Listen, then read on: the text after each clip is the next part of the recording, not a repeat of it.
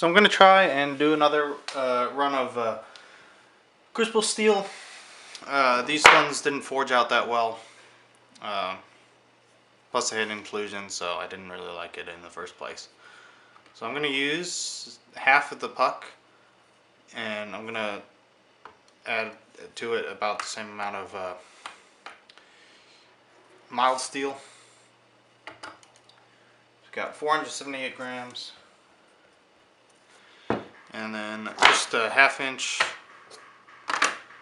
mild steel bar. So 413 grams of that. So a total of 891. And then I'll do the 1 gram of aluminum to each charge.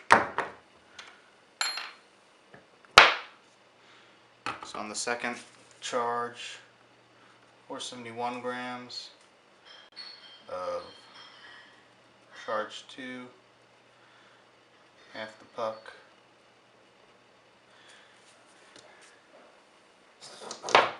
.438 grams, ½ inch, 1018 bar.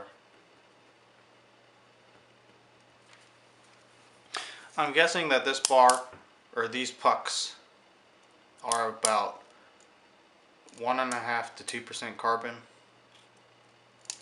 hopefully, and by creating a puck that's about double the weight of it, it will bring the carbon content down to below 1%. So I'm gonna aim for these two pucks to be about 0.84 carbon, around that area.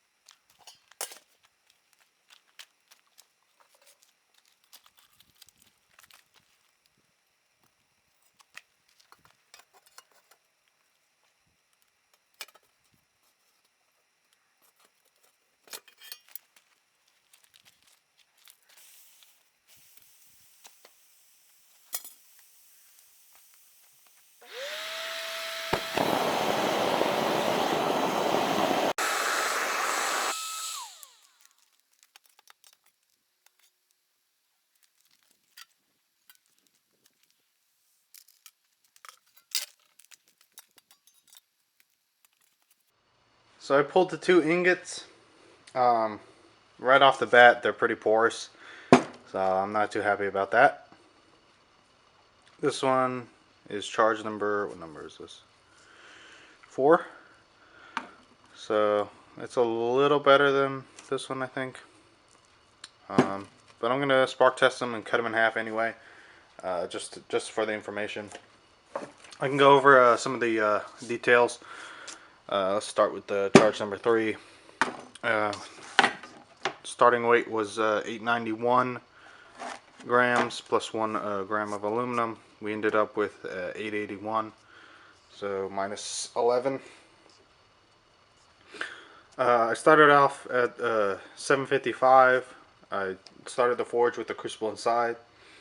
It got up to 2300 degrees in like 5 minutes, and my thermocouple ends at like 2450.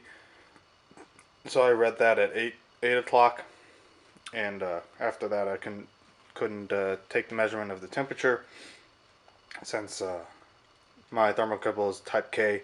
I need to get a type S so that I can have more information. 805 glass has large bubbles. 810, I stuck a rod down in it and the metal was still solid. 15 still solid. 830, the metal was starting to melt. 845, there were still solid pieces. 850, still seeing small bubbles on the glass. 9 o'clock, that's when I noticed that the temperature was dropping. The propane was cold. So I ran inside, heated up, or grabbed a 5-gallon bucket of hot water, dumped out the old water, and poured the hot water over the propane can and into my propane bucket. And that bumped the temperature up, back up the melting temperature. 925, the metal was started melting again. It never got fully liquid up until this point. 930,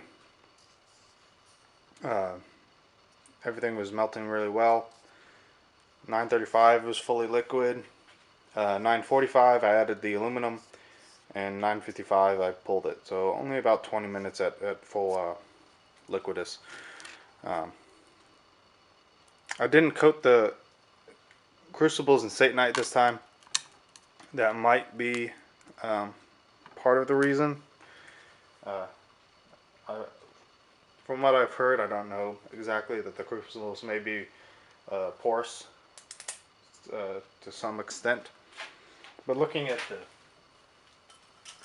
I can show you the bottom of this. Oh, maybe I can't.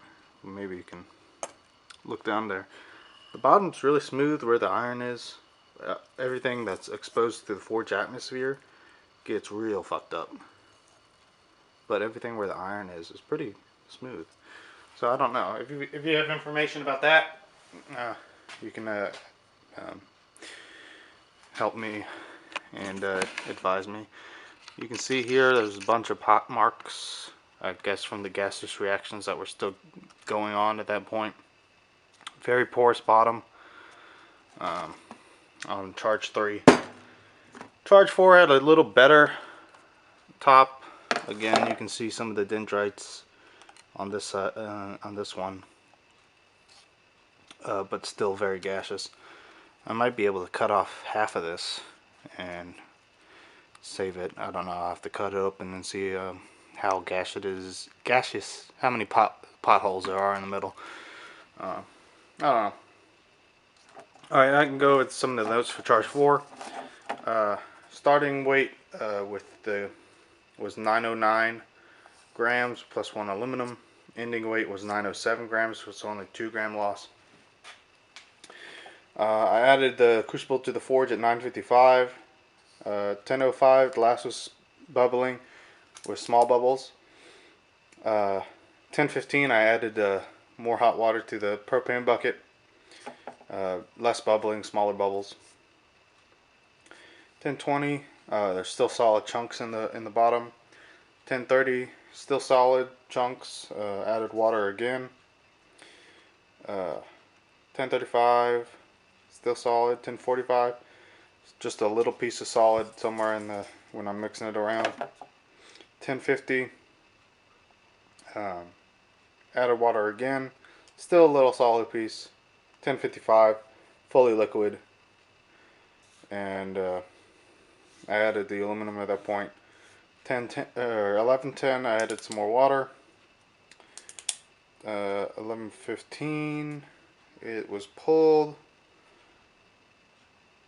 It's only 20 minutes. 20 minutes of full temp. 11:20. Oh wait, no, that's not when I did it. I wrote that wrong. That's not right. I was going to pull it at 11:15, but I still saw bubbling around the edges, so I left it in.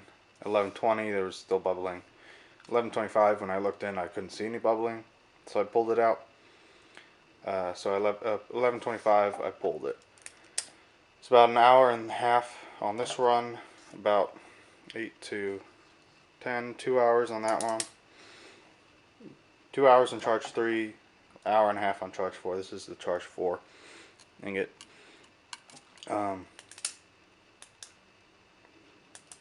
So that's the notes that I took. I wish I I have to invest in a Class S thermocouple so I can get up to melting temps, so I can get more data and hopefully troubleshoot even better. But I'm gonna go ahead. I'm gonna cut this one in half. I don't know if I have enough cutting discs to cut both of them open, but I'll cut it open and see what's on the inside.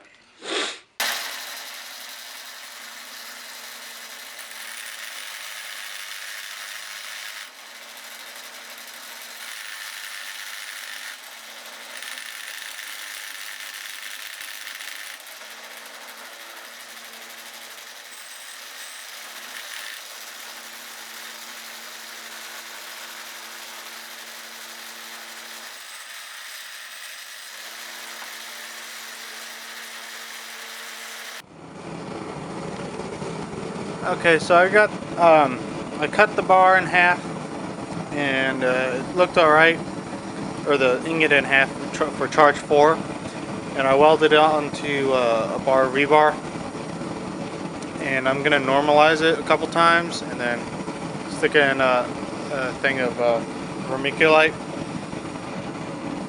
to try and to thermocycle it.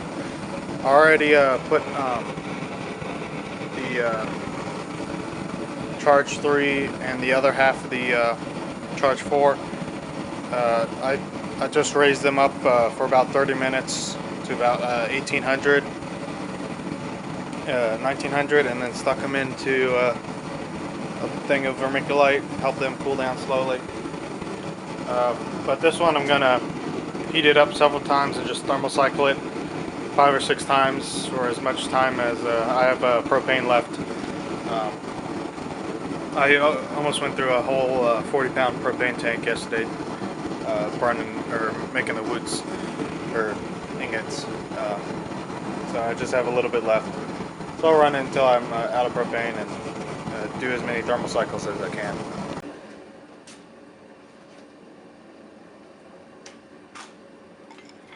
I'm going to start trying to forge this.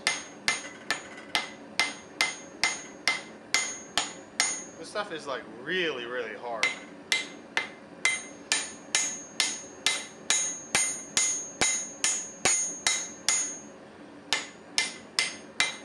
I've thermocycled it about 10 times already.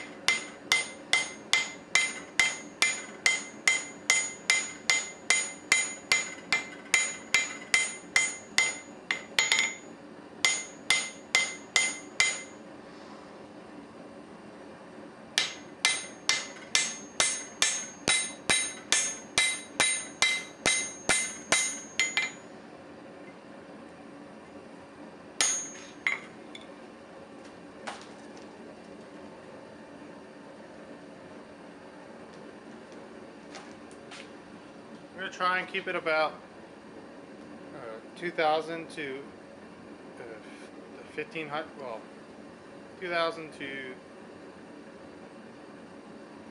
1,800. Try and keep it around that range. I'll have to go get my thermocouple and double check the temps.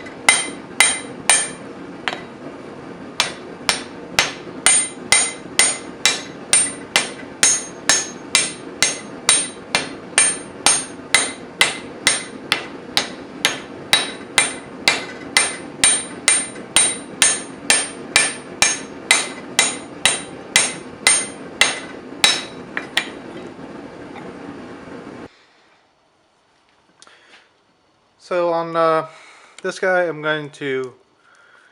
It's forging out okay. It hasn't cracked yet, so that's good. What I'm gonna do, I'm gonna cut up a couple pieces of this and harden one, see if it hardens up, and try and anneal another piece and bend it to see how well it bends when annealed. If it doesn't bend when it's annealed, then that's not a very good sign. So I'm gonna cut this up in a couple pieces and see what I get.